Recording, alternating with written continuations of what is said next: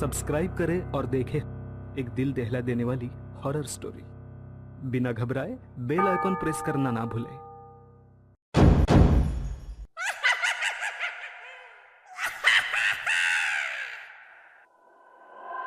इस कहानी की लेखिका है सोनिया सैनी। सामने बोर्ड पर लिखा है लोनावला 60 किलोमीटर। लो, हम तो बस 1 घंटे में लोनावला पहुंचने वाले हैं। लेकिन लोनावला पहुंचने में तो 8 घंटे लगते हैं ना। इतनी जल्दी हम लोग लोनावला कैसे पहुंच सकते हैं? आखिर ये कौन सा रोड है जो इतनी जल्दी वहां पहुंचा रहा है? वेट, मुझे ऐसा क्यों लग रहा है कि हमारी ये ट्रिप कुछ अनयूजुअल सी हो गई है। रवि सोए ही जा रहा है।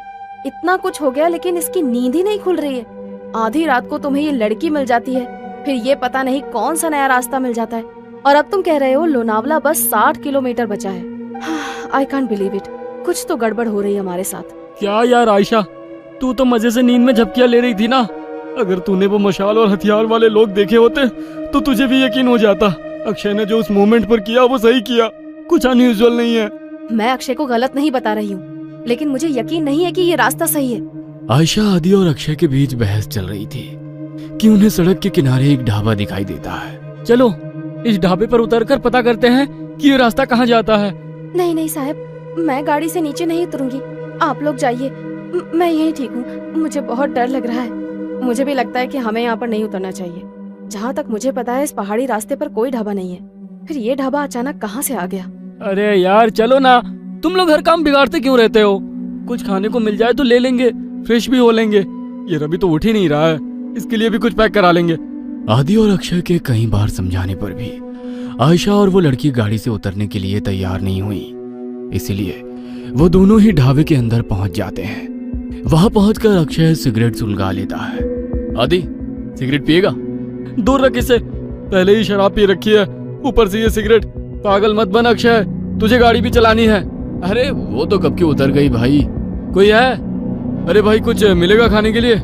अक्षय के कहीं बाहर आवाज लगाने पर एक रहस्यमयी सा दिखने वाला आदमी अंदर से बाहर आता है।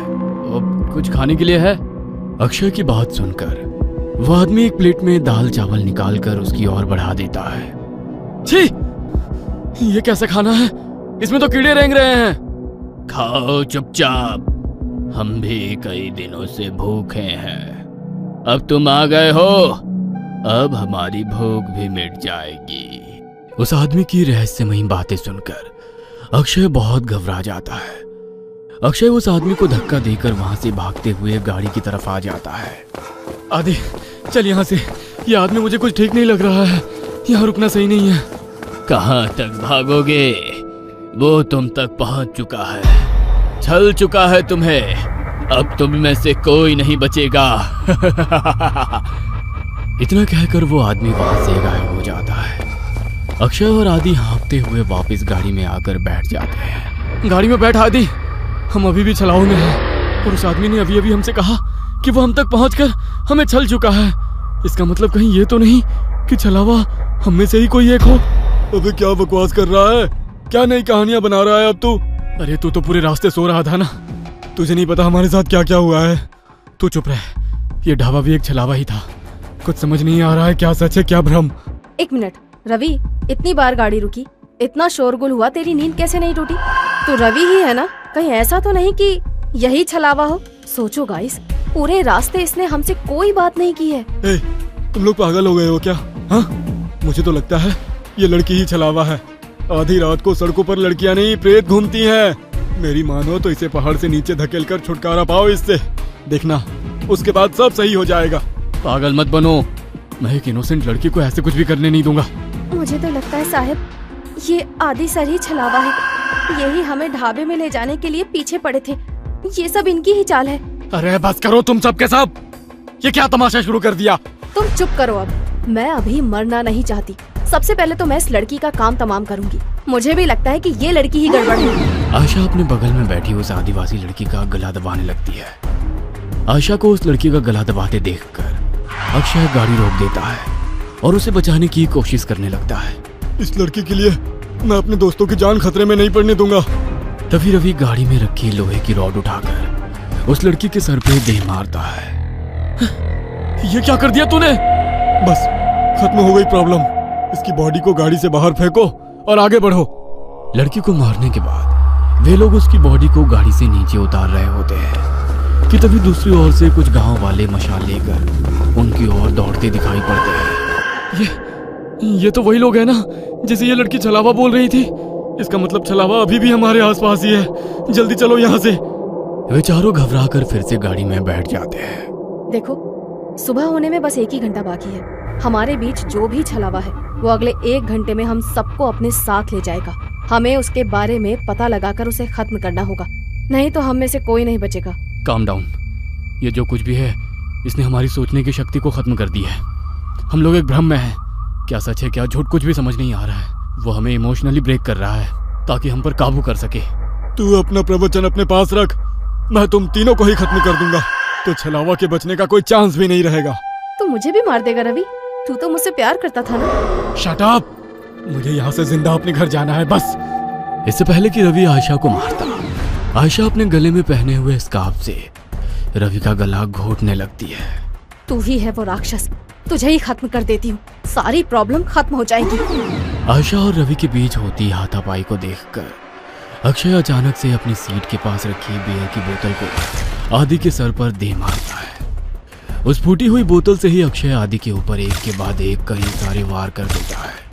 अक्षय के आदि पर हमला कर देने से अचानक ही आदि का चेहरा बदलने लगता है और वो एक खौफनाक चेहरे वाले प्रेत में बदल जाता है। आदि का चेहरा बिल्कुल काला हो गया था और उसके बदन पर कपड़े भी पुराने और फटे दिखाई दे रहे थे।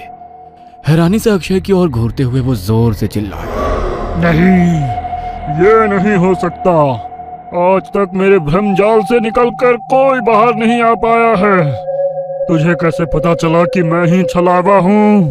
पिछले काफी देर से मैं आज रात की सारी घटनाओं की कड़ियां आपस में जोड़ने की कोशिश कर रहा था।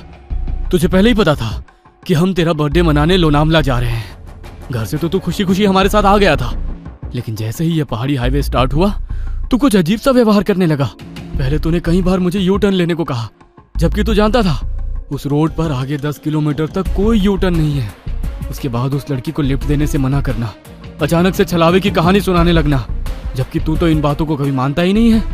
वो गांव की लड़की ठीक कह रही थी, तू ही मुझे जानबूझकर उस ढाबे में ले गया था, लेकिन मैं वहां से बचकर किसी तरह निकल आया। मेरे सिगरेट के लिए पूछने पर तूने मेरा हाथ जब झटका वो मुझे बहुत अजीब लगा था। और सबसे जरूरी बात, रवि तो पूरे रास्ते गाड़ी से उतरा ही नहीं था। इसीलिए जब आयशा रवि को मारने लगी तो मैंने तेरी तरफ नजर घुमाकर देखा। तू अपनी सीट पर बैठा बड़े आराम से मुस्कुरा रहा था। कोई दोस्त अपने दोस्त को ऐसी हालत में देखकर हंस नहीं सकता।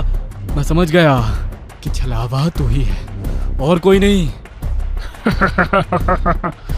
मूर्ख हो तुम सब। मैंने तुम्हें समझने के लिए कितने मौके दिए, लेकिन तुम मूर्ख के मूर्ख ही रहे।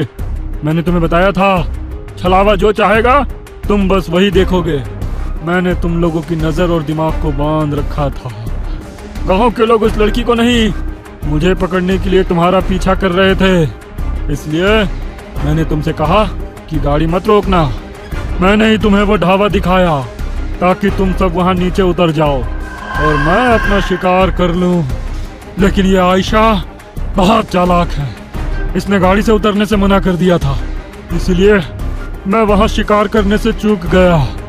बस कुछ देर की बात और थी, इस रवि के मरते ही तुम दोनों एक दूसरे की जान के दुश्मन बन जाते और एक दूसरे को मार डालते और मेरी जीत हो जाती।